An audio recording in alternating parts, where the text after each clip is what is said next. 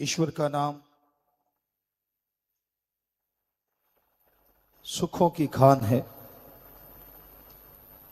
कोई भाग्यशाली जीव, संस्कारों वाला जीव, हिम्मत वाला जीव इस घोर कलयुग में प्रभु के नाम का सुमरन करता है। आज गर्जी युग है, गर्ज का बोलबाला है। गर्ज के बिना कोई किसी से प्यार नहीं करता। अपने स्वार्थ सिद्धि के लिए, अपने गर्ज के लिए लोग किसी भी हद से गिर जाते हैं। परमपिता परमात्मा का नाम निस्वार्थ, बेगर्ज कोई भागों वाला ही लेता है। और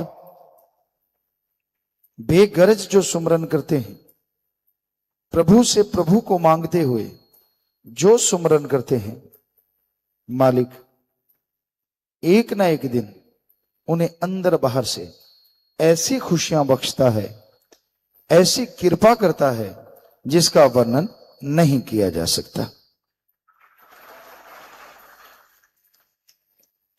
वो परमानंद की प्राप्ति होती है, वो नूरी स्वरूप के नजारे मिलते हैं जिसकी कल्पना नहीं की जा सकती। इंसान को मालिक वैसे ही अगर दर्श दीदार देते, एक इंसान की तरह, उसकी खुशी की भी कोई कमी नहीं होती, क्योंकि भगवान संत पीर फकीर के रूप में जो उस तक पहुंच चुका है दर्शन देते हैं। लेकिन कहीं उसी स्वरूप में नूरी स्वरूप प्रकट हो जाए, फिर तो भाई यहां वहां कोई कमी, कोई गम, दुख, दर्द, चिंता नहीं आता और इंसान खुशियों से माला माल हो जाता है। ऐसी खुशी, ऐसा नशा चढ़ा रहता है जिसका लिख बोल के वर्णन कोई नहीं कर सकता। तो अगर आप मालिक की उस परमानंद को पाना चाहते हैं, अगर परमपिता परमात्मा की उन तमाम खुशियों को हासिल करना चाहते हैं, तो यह जरूरी है कि आप प्रभु के नाम का सुमरन किया करें। राम नाम का सुमरन, प्रभु की गई भक्ति आपके अंदर शक्ति देगी, जो आप मालिक की राह पे दृढ़ता से, हिम्मत से चलते जाएंगे। जो भगत मालिक को पाने वाले होते हैं, जिनके नूरी स्वरूप प्रकट होने वाला होता है, कई बार शारीरिक और कुछ घरेलू परेशानियां आती रहती हैं। किसी किसी के साथ ऐसा होता है, इतिहास गवाह है, जिन पे मालिक की दया में रहमत मूसलाधार बरसी, दुनियावी कुछ ना कुछ परेशानियां, मुश्किलें, शारीरिक परेशानियां आती हैं, उसके बाद ही वो दरवाजा खुलता है जिसमें परमानंद ही परमानंद, अथाह खुशियां हैं, अथाह लज्जत है। लिखने सुनने से परे की बात है।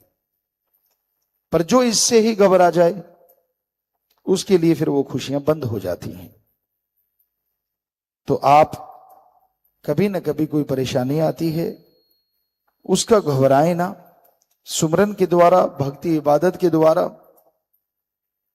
हिम्मत से उन परेशानियों से पार हो जाएं, क्योंकि परेशानियों का आना काल की निशानी है। काल महाकाल नहीं चाहता कोई जीव आत्मा इस कलयुग में रहती हुई मालिक के परमानंद को पा सके।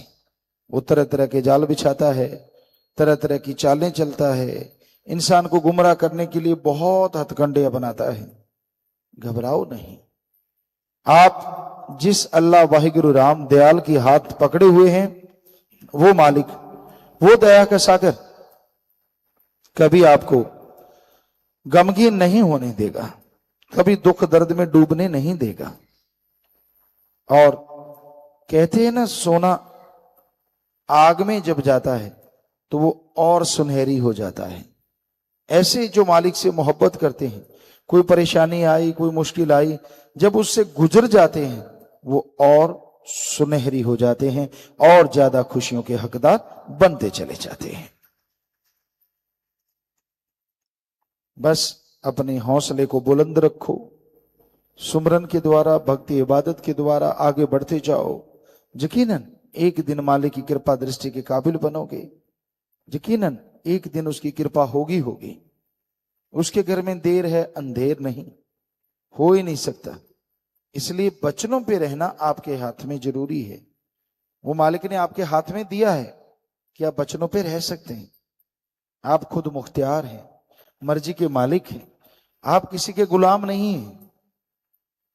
भगवान अल्लाह राम का जो गुलाम हो जाता है वो दोनों जहान का बादशाह हो जाता है, पर उसका गुलाम बनना बड़ा ही मुश्किल है।